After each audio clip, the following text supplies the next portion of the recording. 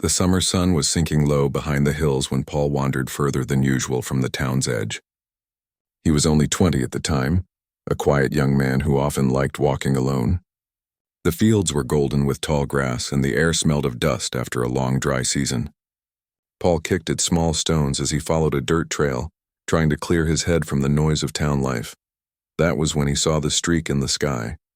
At first, Paul thought it was a shooting star. The bright flame cut across the blue sky and sank toward the distant hills, but the trail did not vanish like a normal starfall. It grew larger and brighter, roaring with sound like fire tearing the air.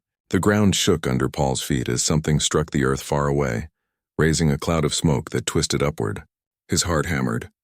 This was no normal star. Something real had fallen. Paul's first thought was to turn back, run home, and pretend nothing had happened. But his feet did not obey. Curiosity and fear fought inside him, yet curiosity won. He started toward the hills, legs moving faster than his breath. The smoke rose like a signal. As he climbed over rocks and pushed through grass, Paul felt heat from the crash even before he saw it. The air smelled of metal and burning oil. Finally, he reached the crest of a hill and stopped. Below lay the wreck of something strange. It was not like any airplane he had seen. The craft was smooth, silver, and curved like a shell from the sea. No wings, no windows, only marks of fire across its side. Steam hissed from broken edges, and the earth around it was scorched black. Paul's mouth went dry. His hands shook. This was something from beyond the sky. A sound came from the wreck. At first he thought it was the groan of metal cooling, but then it came again, sharper, more alive. Paul crouched low and slid down the hill, unable to stop himself. His heart raced, his breath shallow, yet some force pulled him forward. When he reached the base, he saw an opening torn in the side of the craft. Inside was smoke and dim light. And then he saw her. She was lying against the wall of the broken vessel, her body half in shadow. At first glance, Paul thought she might be human, but then his eyes adjusted. Her skin was pale with a faint glow as if touched by moonlight. Her hair was long and silver, flowing like strands of metal. And her eyes, when they opened, were not like human eyes at all. They were bright, shining, reflecting the smoke and fire with unnatural light. The woman groaned and pushed herself up with effort. She wore a suit that clung to her body, smooth and seamless, torn at the shoulder where blood, though thinner than human blood, leaked slowly. She looked at Paul and he froze as if rooted to the earth. "Help," she whispered. The voice was soft, accented, but clear. She spoke his language, though strange on her tongue. Paul's throat tightened. He wanted to step forward, but fear nailed him in place. His mind screamed warnings. This was not human. This was something from the stars. He did not know if she was dangerous, if she had weapons, if more of her kind were near. He had never seen a real alien, but all the stories and warnings he had heard as a child filled his mind at once. The woman reached a hand toward him. Her fingers were long and delicate, glowing faintly at the tips. Her eyes begged silently. Paul's breath came fast. Every part of him told him to run. But a smaller voice whispered that she was hurt, that she needed him. He took one shaky step forward, then stopped. His eyes darted around.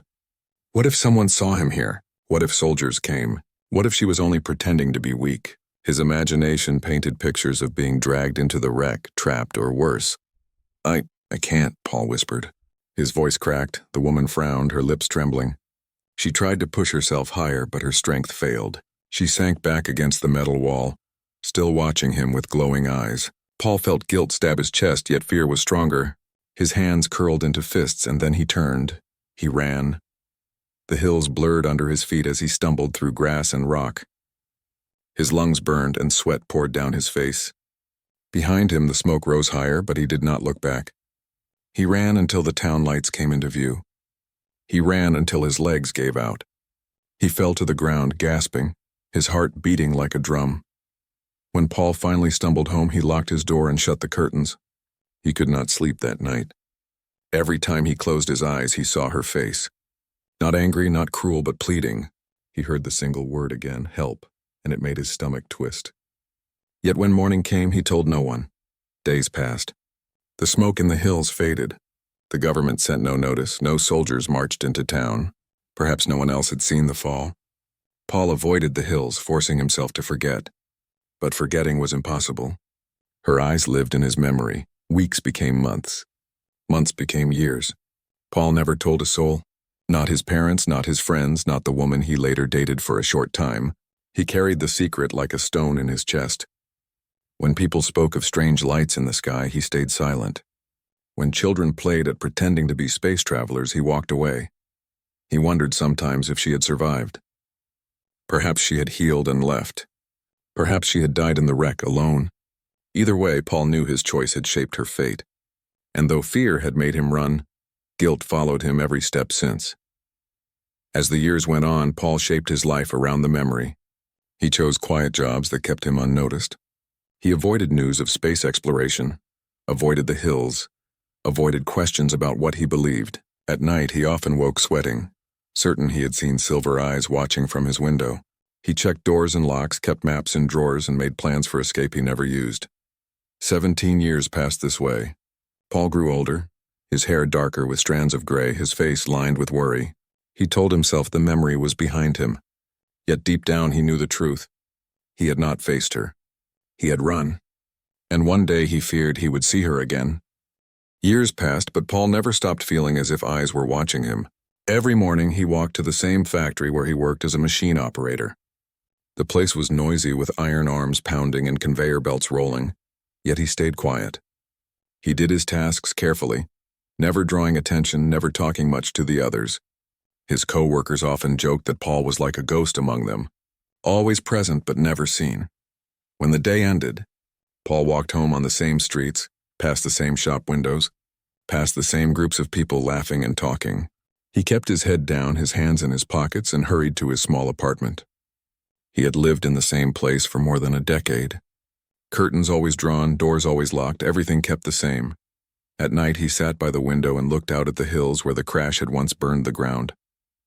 The smoke and fire were long gone, the earth healed by grass and trees, but in his memory the silver craft still lay there. He remembered the sound of her voice. Help. That one word haunted him. Paul never told anyone about that night. He had chances. There were evenings when his old friend Tom asked him to share secrets over drinks. There were moments when a girl he once dated asked him why his eyes always seemed far away. But Paul always swallowed his words. The memory was his alone, locked inside, too heavy to speak. The years carved him into a man of habit. He woke at the same time, ate the same food, and walked the same path to work. He avoided strangers, avoided parties, avoided any place where new people might come. It was not that he hated others. It was that deep inside he feared that telling them who he really was, what he had really seen, would bring danger. Sometimes, when the night was very quiet, Paul thought he heard something outside. A faint hum, a whisper of movement, a shadow that slipped away before he could focus. His heart would race, his breath quicken, and he would check the locks again. He knew it was likely only his nerves. But the thought never left him. Maybe she was still out there. Maybe she had never left. The factory kept him busy, but even there he made choices that kept him small. He refused promotions, saying he liked the simple work. He avoided traveling to other towns for training. He told himself it was easier to stay where he was, but he knew the truth. If he went too far, if he stood too tall, he might be noticed. And being noticed was dangerous. Some of his coworkers laughed at him. "Paul, you never change," one said. "You live like you're hiding from the world." Paul forced a smile but said nothing. Inside, his chest tightened. If only they knew he really was hiding, not from the world, but from something beyond it. Even his small joys were tied to caution. He liked reading, but only at home. He liked walking, but only in familiar streets. He liked maps, but not because he wanted to travel. He studied them as if preparing escape routes. Old habits from that night 17 years ago never left. Paul kept a drawer in his apartment filled with supplies. A flashlight, matches, water bottles, dried food, old maps of the countryside, even a small knife. He told himself it was only in case of storms or emergencies. But deep down he knew it was his shelter plan. If she came back, if the sky filled with silver light again, he would run. He had prepared for it every day of his life, but running had a cost. Loneliness weighed heavy on Paul. His parents had passed away years before, and he had never built a family of his own. He had tried once with a kind woman named Clara, but she had grown tired of his walls. She wanted trips, adventures, stories of his dreams. Paul gave her none. In the end, she left, telling him he lived as if chased by shadows. He never told her the truth. In the quiet of his apartment, Paul often wondered what his life might have been if he had helped her that night. Maybe she would have gone home with his aid. Maybe she would have left Earth sooner. Maybe he would not have spent 17 years looking over his shoulder. The guilt was like a chain around his neck, but still, fear was stronger. Fear always won. One evening, as Paul walked back from the factory, he saw a group of children playing near the edge of town. They had built a pretend spaceship from cardboard and were shouting about aliens and stars. Paul froze. For a moment he saw her face again, silver eyes glowing. The children laughed, but his chest filled with cold dread. He turned and walked quickly away, unable to watch. Another night, a news report flickered on his old television. Scientists had spotted strange signals from deep space, signals they thought might be from another world. Paul switched the screen off at once, heart pounding. He could not bear to hear about it. To him, aliens were not an idea. They were a memory, a shadow that had never left. Yet for all his effort, the world outside kept changing. Rockets were being launched, new machines built. Talk of human travel beyond the moon filled the papers. Humanity was moving toward the stars, step by step. Paul shrank from it all, trying to pretend none of it mattered. But deep inside, he knew time was running out. If humans were reaching for the stars, then the stars might also be reaching for them. On some nights, Paul sat in his chair by the window and asked himself questions. What if she was still alive? What if she had survived all these years? Did she hate him for leaving her in the wreck? Did she wait for him hiding as he did? Or had she gone home telling her people of the cowardly human who had run away? The questions gnawed at him, but no answers came. The town around him moved on. Children grew up. Shops opened and closed. Neighbors came and left. But Paul remained the same, a man frozen in time. 17 years of hiding had made him almost invisible. Some people barely noticed he lived there at all. That was how he liked it. Still, a part of him longed for release. He wished he could let go of the memory, that he could stop waiting for the day the silver eyes returned. But each time he thought of forgetting, he saw her hand reaching out again. He heard her voice asking for help. And he knew he could never truly escape. The past had chained him. The present was empty. The future, he feared, was waiting. And though he did not know it yet, the moment he had dreaded for 17 years was drawing near. The woman he had run from was not gone. She was closer than ever. And soon Paul would stand face to face with her once again. Rain fell hard that evening. Paul left the factory later than usual because one of the machines had broken down, and he had stayed to help fix it. His clothes were damp from sweat and oil, and by the time he stepped outside, the rain had turned the street into silver rivers. He pulled his coat tight, lowered his head, and walked quickly toward home. The streets were quieter than usual. Most people had gone inside to escape the storm. Lamps flickered in the wet air, their light bending in the rain. Paul's shoes splashed in shallow puddles as he hurried along the road. He wanted nothing more than to reach his small apartment, make tea, and sit by the window in silence. But then he stopped. At the far end of the street, through the curtain of rain, a figure stood, tall and still like a shadow waiting. The storm seemed to bend around her. Paul narrowed his eyes, the water running down his face, his heart suddenly thudding faster. For a moment he thought it was only a trick of the light, but then the figure stepped forward and he saw her face. 17 years vanished in a single breath. Mira. She looked exactly as she had that night by the broken craft. Her skin pale with a faint glow, her hair shining silver even under the dull rain, her eyes bright and unnatural. Time had not touched her. No lines, no gray, no weakness. She was the same, while Paul had grown older, heavier, lined with years of fear. His legs almost gave out beneath him. He wanted to run, but his body would not obey. His throat tightened as if he were choking. Mira's eyes locked on him, and for a moment the storm felt silent. She raised her head slightly, and though the rain pounded around them, her voice reached him clear. Paul. The sound of his name in her voice made him shiver. He had not heard it in 17 years. Yet it struck him as if she had whispered it yesterday. Paul took a step back, nearly slipping on the wet ground. He wanted to deny it, to tell himself this was a dream, a vision, some ghost his guilt had created. But she was real. She stood there, her silver eyes unblinking, her body calm against the storm. His mind spun. How had she survived? Why did she look the same? What did she want after all this time? Mira began walking toward him, each step slow, steady, and deliberate. The rain slid off her like it avoided her body. The streetlight above flickered as she passed beneath it, as if her presence disturbed the very air. Paul's breath grew short. "Stay away," he whispered, but his voice was lost in the storm. Still she came. Memories crashed into him. Her face in the wreck, her hand reaching out, her voice asking for help. And his own footsteps as he ran into the night, leaving her behind. The guilt returned sharper than ever, twisting his insides. When she was only a few steps away, Mira stopped. She did not raise her hand, did not move closer. She simply looked at him. Her eyes glowed faintly, reflecting the streetlight, the rain, and his own trembling face.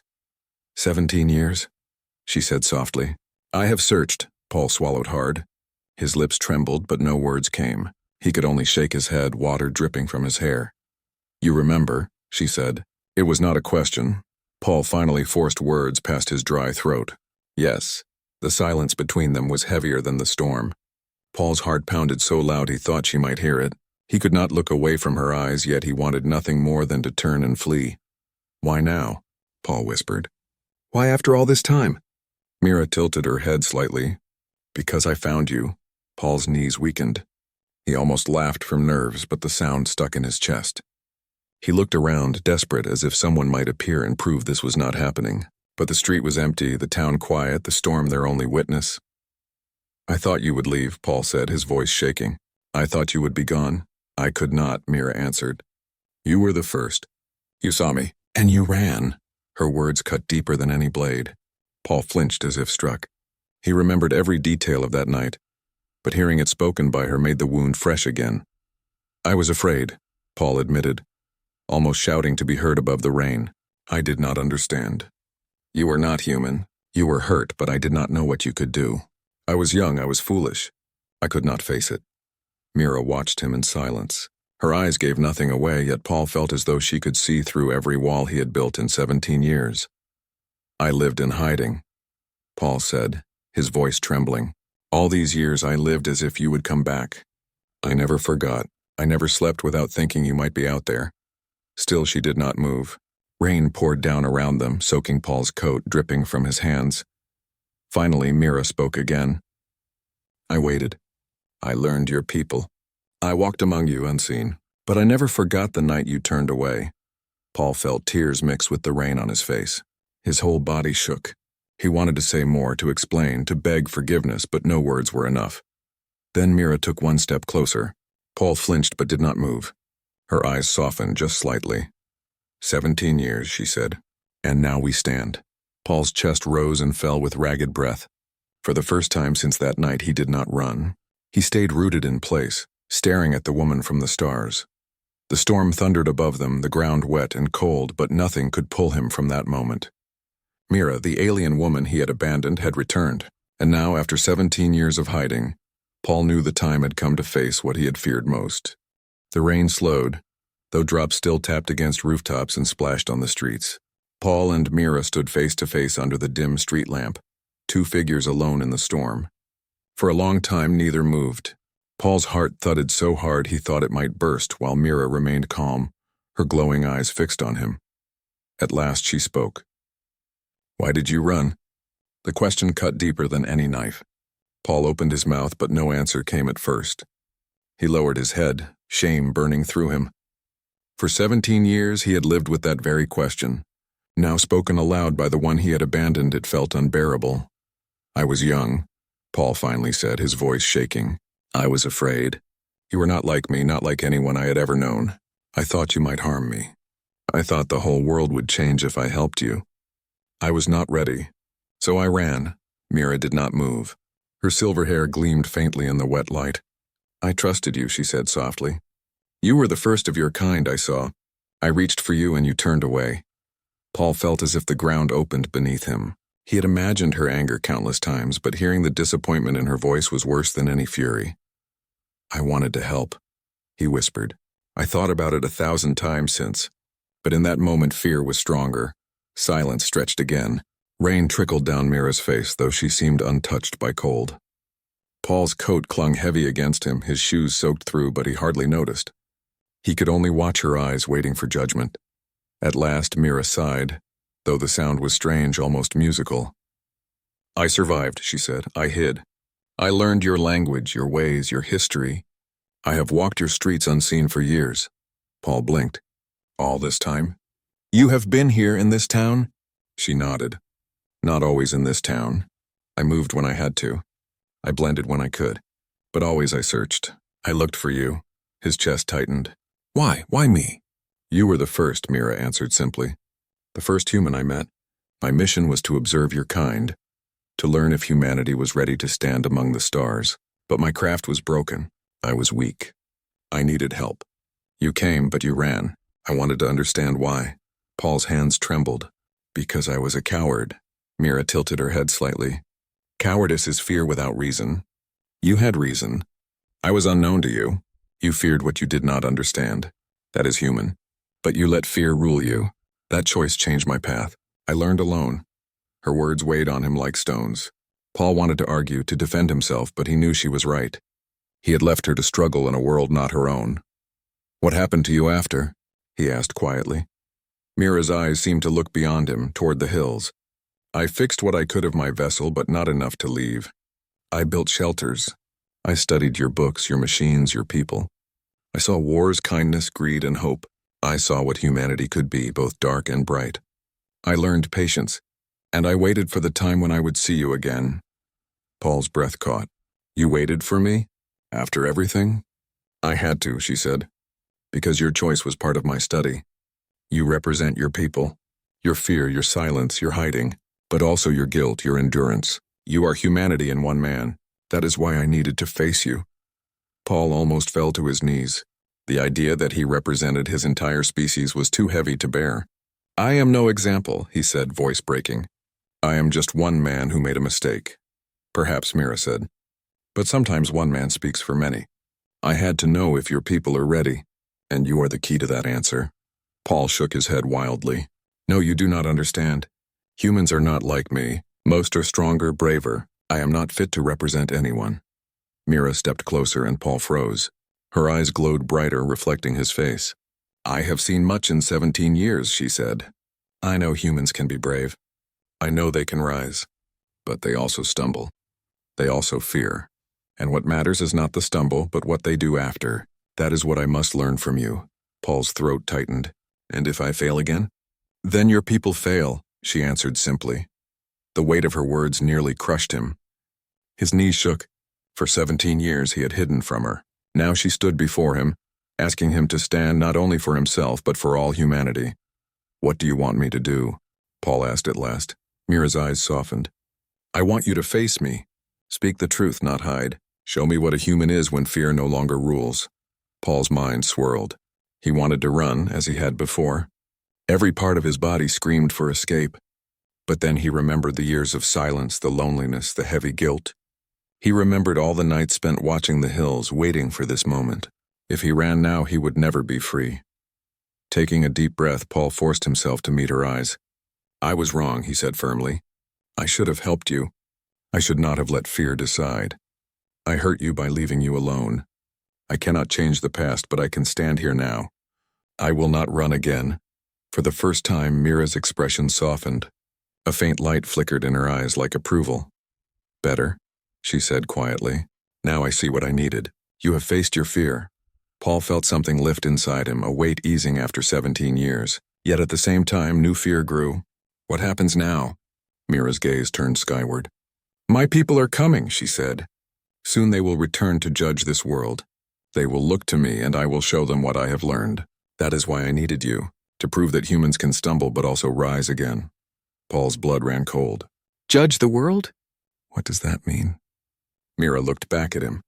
"It means humanity must be ready to stand among others, or be seen as unready." The words hung heavy in the damp night air. Paul's heart thudded. The choice he had made 17 years ago had followed him. And now, standing before Mira, he realized it was no longer just his past at stake. The fate of humanity itself might rest on what happened next. And for the first time in his life, Paul knew he could not hide. The storm had passed by morning, leaving the town washed clean. Streets glistened with water. Rooftops sparkled in the pale sun, and the air smelled fresh like wet earth. Paul had not slept. He had sat all night in his small apartment staring at the walls, thinking of Mira's words. Her people were coming. They would judge the world. The thought twisted his stomach. For 17 years he had lived in fear of seeing Mira again. And now he had learned that she was not only real, not only alive, but a messenger for something far greater. Humanity itself was being tested, and somehow he had been placed at the center of it. Paul rubbed his tired eyes and stood. He looked at himself in the mirror. His face was pale, lined with years of hiding, his hair touched with gray. He looked nothing like a leader or a symbol. But Mira had told him his choice mattered. He could not pretend it was a mistake. He had to decide who he was. That evening, as the sun dipped behind the hills, Mira returned. She came not through the street this time, but appeared outside his window as if she had walked out of the fading light itself. Paul's heart jumped when he saw her, but he forced himself not to turn away. He opened the door and she stepped inside. Her presence filled the small apartment. The faint glow of her skin made the dim room brighter. She looked around at the simple furniture, the shelves of books, the maps tucked into drawers. Her silver eyes settled on Paul. "You are ready to speak?" she asked. Paul nodded, though his throat was dry. "I will try."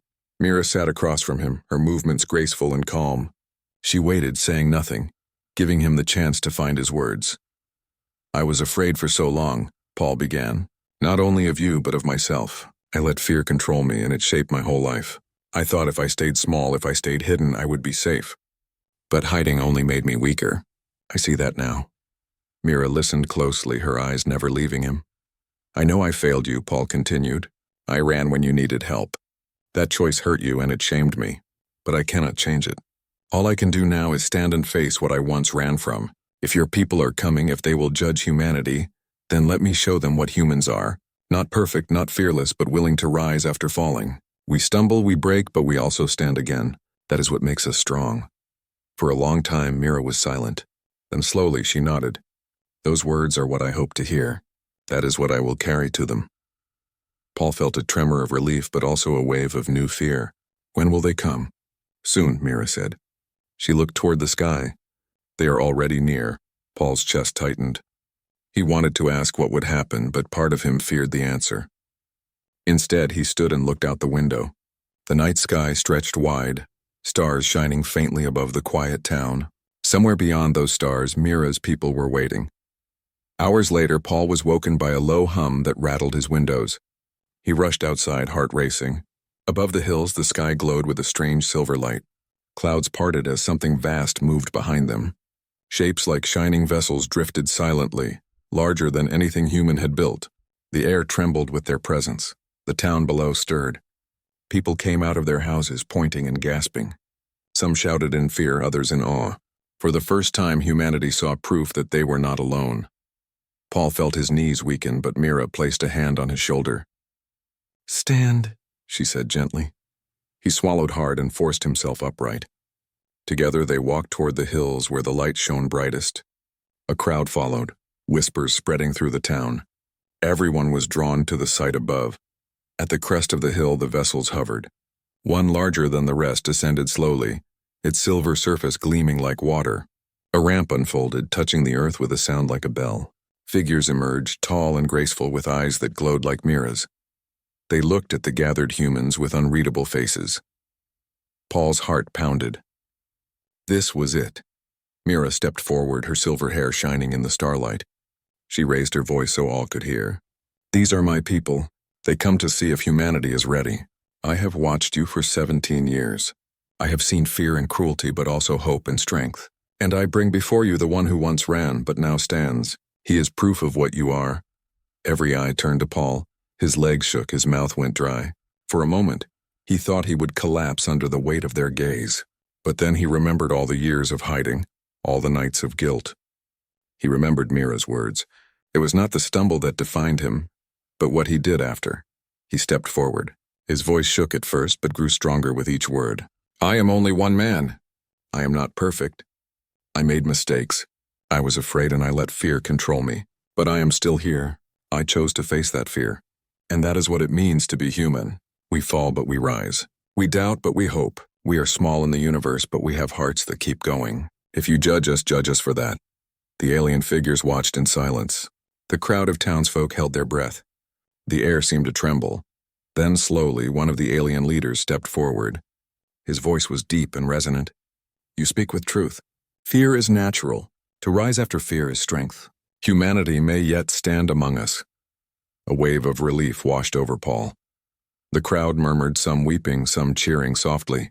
Mira's eyes glowed brighter, and for the first time she smiled. Paul felt tears sting his own eyes. For 17 years he had hidden from her. Now he stood at her side, no longer running. He was not a coward anymore. He had spoken not only for himself, but for all humanity. The vessels above began to rise, their silver light fading into the sky. The alien leader gave a final nod before disappearing into the ship. Soon the night returned to silence, only stars remaining above. The crowd turned to Paul, whispering his name. He felt their eyes on him, but for once he did not shrink away. He stood tall, shoulders back, heart steady. Mira placed her hand gently on his arm. "You have done well," she said. Paul looked at her, and for the first time he felt peace. The guilt that had haunted him for so long was lifted. He had faced the moment he once ran from, and he had stood. From that night forward, Paul's life was never the same. He was no longer the man who hid. He was the man who faced the stars. And through him, humanity had shown it was ready.